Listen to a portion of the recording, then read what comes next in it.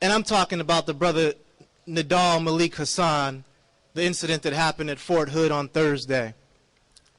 It's sad to see people grieving from having lost a loved one, whether it was a brother, a sister, a mother, a father, an aunt, an uncle, somebody's child.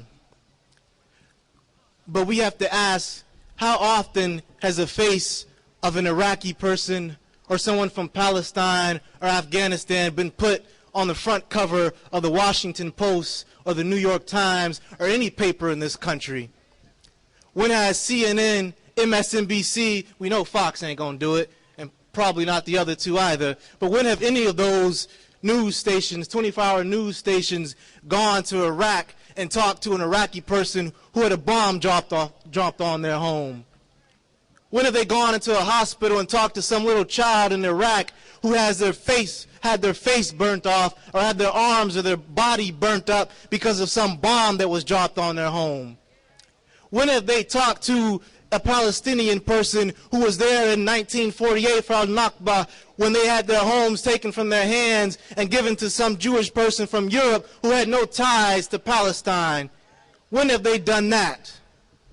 When have we seen a picture of any person who is starved to death because of the system of capitalism on the front cover of the New York Times or the Washington Post? But you see, they want us to see the brother Nidal Hasan as some great evil person, as an enemy. But this brother was Palestinian. So he sees the world from the eyes of a person whose parents came from a land where they had their homes stolen away from them and they had their land stolen away from them. This is his reality. This is his history. So he has a right to be pissed off and angry. And he has a right to say, I need to strike back. And that's what that was about. We don't want anybody to lose their lives or to lose a loved one, but we have a right to defend ourselves.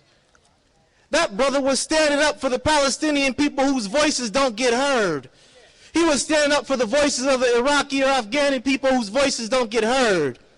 He was standing up for the brothers and sisters who have lost their lives in Honduras because of a right-wing coup that has taken power.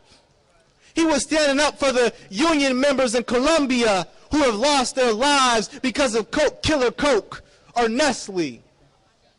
He was standing up for the oppressed people around the world. He was standing up for the Somali people who live on the coast and have had their livelihood destroyed because you have trawlers that drag the bottom of the ocean and steal away the fish that they have to live upon.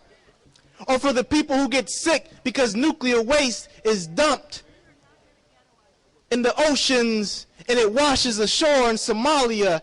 He was standing up for them. So when we see any person and they're talking about this brother and they're calling him an animal or an evil person, we have to put the question to them, well, what about those who drop bombs from 30,000 feet in the sky? What are they? Heroes?